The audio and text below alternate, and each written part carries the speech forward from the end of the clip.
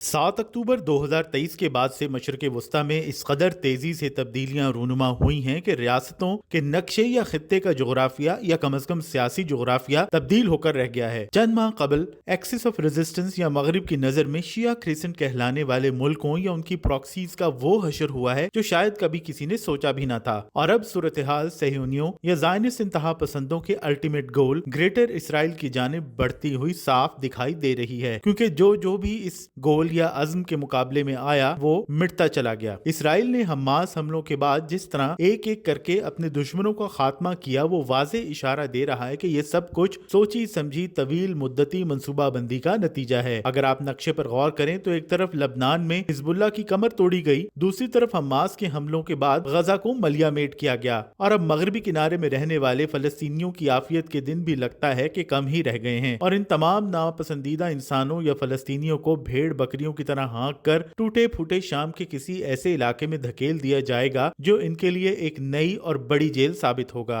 Hamas और Hezbollah के बाद शाम में बैनुल-अक़वामी तौर पर तस्लीम शुदा हुकूमत या रियासत का खात्मा हो चुका है। शाम की जोलान की पहाड़ियों से आगे बफर जोन और अब दमिश्क तक इसराइल की पहुंच है। महज चंद दिनों में ही सैकड़ों हमले करके इसराइली डिफेंस फोर्सेज ने शाम की बहरिया, फिजाइया, जमीनी अफवाज, फिजाई दिफा के निजाम और मुबैना तौर पर केमिकल वेपन्स फैक्ट्रीज का नामो निशान तक मिटा दिया है। शाम में हुकूमत के खात्मे का किसको फायदा हुआ, इसका फैसला आप खुद कर सकते हैं। लेकिन अब इसके बाद क्या होगा, इसका इशारा हमें वॉल स्ट्रीट जर्नल जैसे मोतबर जरीदे की रिपोर्ट से मिलता है, जिसका कहना है कि ट्रंप इंतजामिया ईरान की एटमी तंसीबात पर पेश की हमलों या प्रीएम्प्टिव स्ट्राइक्स की बात कर रही है। आज से पहले अमेरिका तेहरान से दो हाथ करने के लिए सिफारतकारी या पाबंदियों का हथियार इस्तेमाल करता चला आया है, लेकिन 20 जनवरी 2025 को डोनाल्ड ट्रंप के दूसरी मुद्दत के लिए हल्फ उठाने के बाद सूरत हाल बदल सकती है। रिपोर्ट में कहा गया है कि डोनाल्ड ट्रंप की टीम ईरान की एटमी तंसीबात पर हमलों के हवाले से रिपोर्ट्स का जायजा ले रही है और इस हवाले से बड़ी जबरदस्त बहस व मुबाहिसा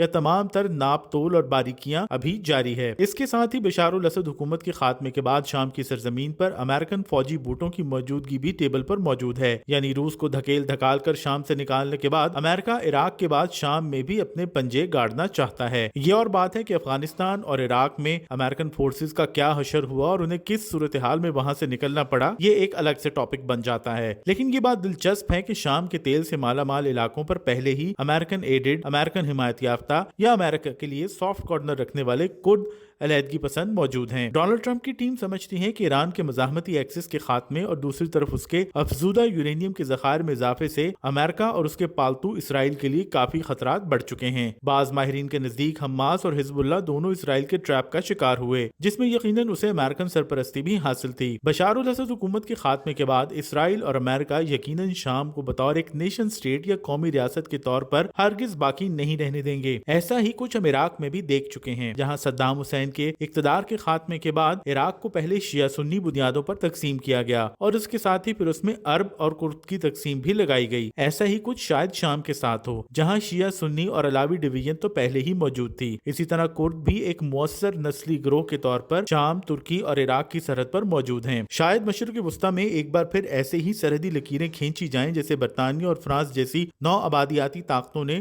पहली आलमी जंग अजीम के बाद खींची थी। इसका अंदाजा इस बात से भी लगाया जा सकता है कि शाम में मजहबी व नस्ली तौर पर अक़लियत समझे जाने वाली द्रूज बरादरी के हवाले से इसराइली मीडिया ऐसी रिपोर्ट्स चला रहा है कि जिनमें कहा जा रहा है कि बशारुल असद और उसके बाद सुन्नी इंतहा पसंद ग्रोहों के मुकाबले में इसराइल एक लेसर इवल है। इसलिए जोलान की पहाड़ियों पर आबाद द्रूज कबीले की मुतालबा कर रहे हैं कि अब उन्हें बाज़ाब्ता तौर पर इसराइल का हिस्सा बन जाना चाहिए। इसराइल ने जो कुछ शाम के साथ किया, यकीनी तौर पर वो एक दो रोज या चंद सालों की हिकमत अमली का नतीजा नहीं हो सकता। 7 अक्टूबर के बाद प्रीएम्प्टिव स्ट्राइक्स का सहारा लेते हुए इसराइल ने शाम की बची कुची मुनज़्ज़म फौज को वैसे ही न्यूट्रलाइज किया है जैसे उसने 1967 की 6 रोजा जंग के पहले ही दिन उस वक्त भी मिस्र और शाम के साथ उर्दन की फिजाई अफवाज के साथ किया था। हत्ता कि 1967 की जंग में इराकी फिजाइया को भी निशाने पर रखा गया और अब शाम के जंगी तैयारों, हेलीकॉप्टर्स, जहाजों, आबदोजों, missile batteries, chemical weapons depot, फिजाई अड्डों और बंदरगाहों को महज इसलिए नहीं निशाना बनाया गया कि वो इसराइल के लिए खतरा थे, बल्कि इसराइल को खतरा था कि ये हथियार किसी ऐसे गिरोह के हाथ न लगे जो वाकई उन्हें इसके खिलाफ इस्तेमाल करें।